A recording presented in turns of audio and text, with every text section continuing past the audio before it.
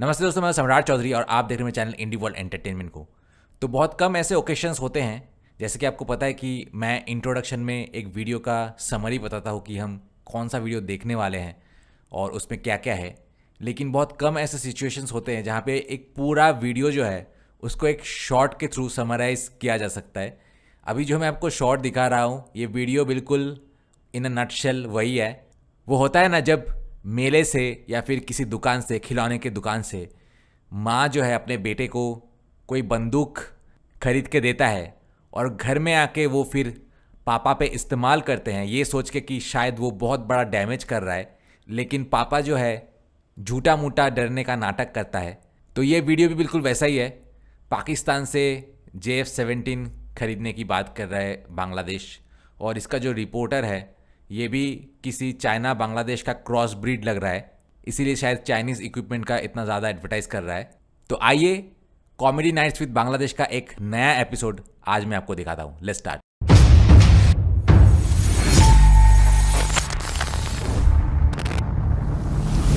दोस्तों, मैंने बहुत सारे बिजनेस पार्टनर्स को, खास करके जो NRIs है, उनके लिए चैनल बना के उनको इंडिया में एक stable source of income generate करके दिया है। अगर आप भी मेरे साथ पार्टनरशिप में चैनल स्टार्ट करना चाहते हैं, जहां चैनल के ओनर आप होंगे लेकिन कंटेंट मैं बना के दूंगा, तो मुझे कांटेक्ट कीजिए इस नंबर पे। दोस्तों, ये वीडियो कुछ ही दिन पहले YouTube पर अपलोड हुआ था और इस वीडियो का टाइटल था पाकिस्तान के फाइटर जेट्स बांग्लादेश आ रहे हैं, भारत दबाव में है। दिन बीत रहे हैं और ऐसा लग रहा है कि बांग्लादेश पाकिस्तान के और करीब जा रहा है। पाकिस्तान और चाइना द्वारा संयुक्त रूप से तैयार किया गया JF-17 थंडर फाइटर जेट का एक अत्याधुनिक सिम्युलेटर अब ढाका में मौजूद है, बांग्लादेश एयरफोर्स के हाथों में। डिफेंस एनालिस्ट्स का कहना है कि किसी देश को सिम्युलेटर देना मतलब फाइटर जेट खरीदने की डील लगभग पक्की होना।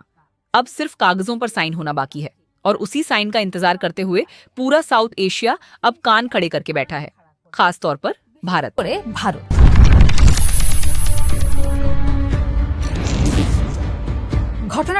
इस कहानी की शुरुआत हुई इसी साल जनवरी में।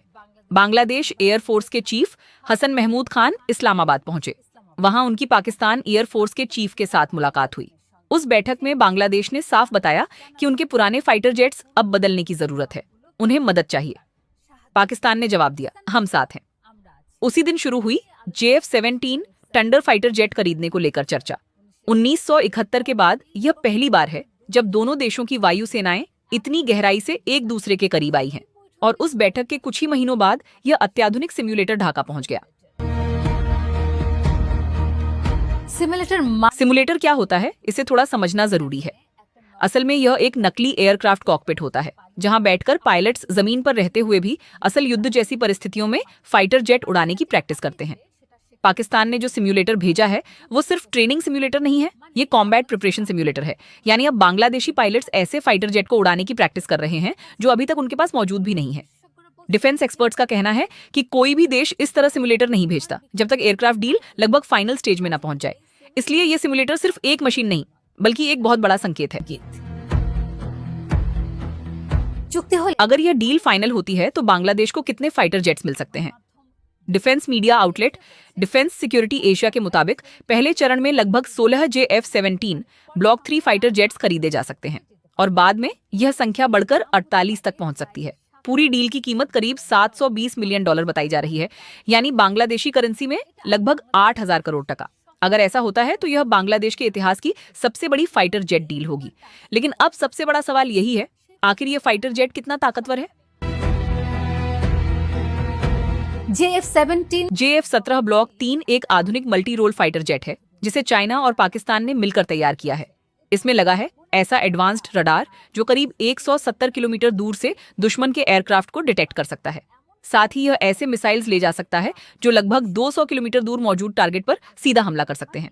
यानी दुश्मन का एयरक्राफ्ट शायद दिखाई भी न दे, लेकिन हमला उससे पहले पहुंच सकता है।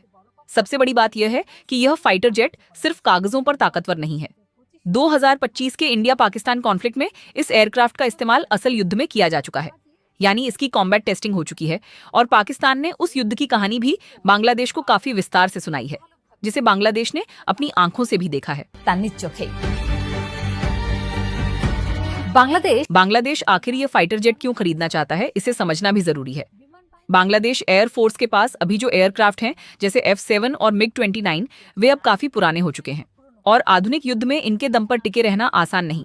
इसीलिए सरकार ने फोर्सेस गोल 2030 नाम की एक बड़ी योजना बनाई है जिसका मकसद है पूरी मिलिट्री को मॉडर्न बनाना। और इस योजना का सबसे अहम हिस्सा है एयरफोर्स। अगर बांग्लादेश JF-17 खरीदता है तो वह एक ही कदम में काफी आगे निकल जाएगा। सबसे बड़ी बात, इस फाइटर जेट की कीमत दूसरे वेस्टर्न एयरक्राफ्ट के मुकाबले काफी कम है। एक JF-17 की कीमत करीब 25 से 30 मिलियन डॉलर तक पड़ती है, यानी यह कंपैरेटिवली अफोर्डेबल भी है और काफी कैपेबल भी। বেশ দক্ষ। এবার আসা যাক अब बात करते हैं भारत की। इस पूरे घटनाक्रम से सबसे ज्यादा चिंता में है न्यू दिल्ली। भारतीय डिफेंस एनालिस्ट्स का कहना है कि अगर बांग्लादेश की वायुसेना में JF-17 शामिल होता है तो भारत पर 2 दिशाओं से दबाव बढ़ सकता है, पश्चिम में पाकिस्तान और पूर्व में बांग्लादेश। सबसे ज्यादा चिंता है सिलीगुड़ी कॉरिडोर को लेकर। यह वही बेहद अहम कॉरिडोर है जो भारत के मेनलैंड को नॉर्थ ईस्ट रीजन से जोड़ता है। ये रास्ता सिर्फ कुछ किलोमीटर चौड़ा है, इसलिए स्ट्रेटेजिकली भारत के लिए बेहद संवेदनशील माना जाता है। अगर बांग्लादेश के पास लॉन्ग रेंज मिसाइल्स से लैस JF-17 फाइटर जेट्स आ जाते हैं तो यह कॉरिडोर सीधे खतरे के दायरे में आ सकता है और भारतीय मिलिट्री प्लानर्स इस संभावना को बिल्कुल भी हल्के में नहीं ले रहे। হালকাভাবে নিচ্ছেন না। भारत के सोशल मीडिया और न्यूज मीडिया में इस खबर ने बड़ा तूफान खड़ा कर दिया है। कई लोग कह रहे हैं कि 1971 के लिबरेशन वॉर में बांग्लादेश की मदद करके भारत ने जो स्ट्रेटेजिक एडवांटेज हासिल किया था, यानी पाकिस्तान को 2 हिस्सों में बांटना, अब वही समीकरण बदलता हुआ दिख रहा है। भारतीय डिफेंस एनालिस्ट्स का मानना है कि न्यू दिल्ली अब अतिरिक्त रफाल फाइटर जेट्स खरीदने पर विचार कर सकता है।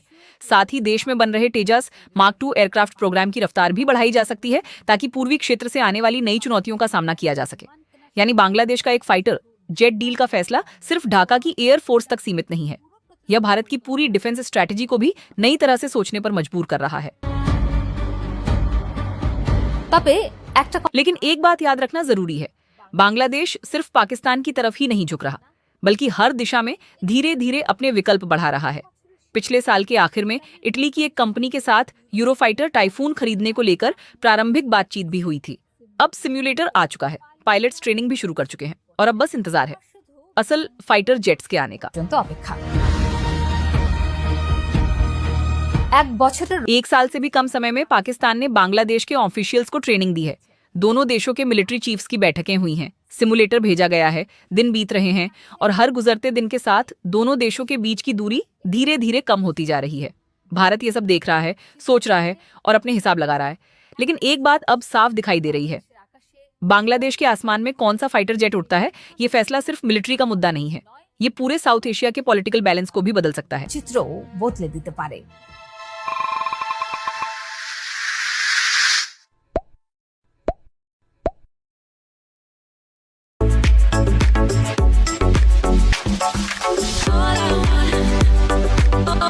सबसे पहले आलमगीर हुसैन शाहीन ने लिखा है कि धन्यवाद प्रधानमंत्री जनाब तारिक रहमान।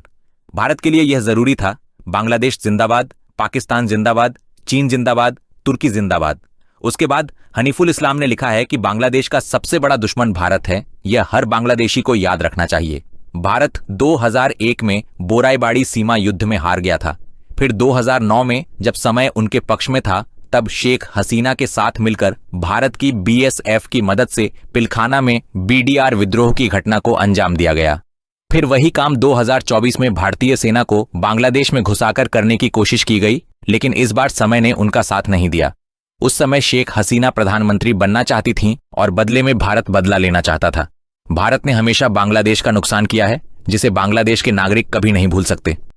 उसके बाद पलक दासगुप्ता ने लिखा है कि विमान उड़ाओ और हवा खाओ। उसके बाद नरुल इस्लाम ने लिखा है कि 1971 की गलती की कीमत आज तक दोनों देश अलग अलग तरह से चुका रहे हैं और भारत के अंदर मुसलमान भी इसकी कीमत चुका रहे हैं। भारत हर तरफ से फायदे में रहा, जबकि हम दोनों देश नुकसान और संकट में डूब गए। इसलिए अगर जवाब देना है तो भारत के खिलाफ दोनों देशों को एक साथ और एकजुट होकर देना होगा, नहीं तो भारत शासन के नाम पर और आगे बढ़ता जाएगा। उसके बाद शफी खंडोकर ने लिखा है कि बहुत जरूरी है, पाकिस्तान और चीन को भारत को साइज करना चाहिए। उसके बाद फहीम इस्लाम ने लिखा है कि भारत हमारा चिरस्थायी दुश्मन है।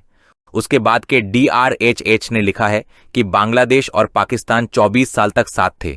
पाकिस्तान को तोड़कर बांग्लादेश पर कब्जा करने की यह भारतीय साजिश थी। इसका सबूत पिछले 55 सालों में बांग्लादेश के साथ भारत का मिसबिहेवियर है।